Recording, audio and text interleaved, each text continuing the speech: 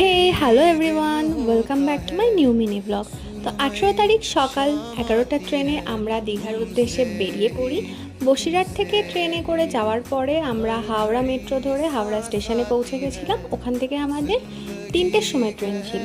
তো যাওয়ার আগেই আমরা এখানের একটা দোকান থেকে বিরিয়ানি প্যাক করে নিয়েছিলাম যে ট্রেনে উঠে খাবো, কিন্তু ট্রেনটা আমাদের 1 ঘন্টা মতন লেট ছিল, মানে ওই 4টের দিক থেকে ট্রেনটা স্টার্ট হয়েছে আর কি।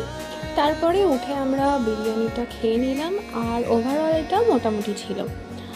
তো তারপরেই আমরা আস্তে আস্তে দীঘার উদ্দেশ্যে পৌঁছালাম। আর এই রায়মঙ্গল নদীর উপর দিয়ে আমি এই ফার্স্ট টাইম যাচ্ছি। অনেক গল্পে পড়েছি যে ভীষণ বড় নদী, আর এইটা আমি একদম চোখের সামনে দেখলাম, খুব ভালো লাগছিলো। তারপরে সানসেটটাও খুব সুন্দর ছিল, আকাশটাও দারুণ হয়ে গেছিলো। আর এইবারে কুট্টুস একদম মন খুশ করে ঘুরেছে, কারণ ট্রেন জার্নিতে ওর একটুও অসুবিধা হয়নি। আমরা তারাপীঠে যেমন নন এসি নিয়েছিলাম, সেই ভুলটা আমরা এবারে করিনি।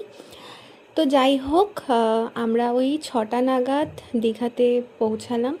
আর পৌঁছিয়েই তো খুব হাওয়া দিচ্ছিল, আর মন্দিরের চূড়াটাও দেখা যাচ্ছিল।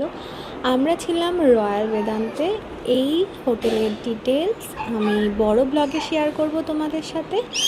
আর এখানে দেখো কুট্টুস কতটা খুশি। তারপরেই আমরা রেডি হয়ে বেরিয়ে পড়লাম সমুদ্র দেখব বলে।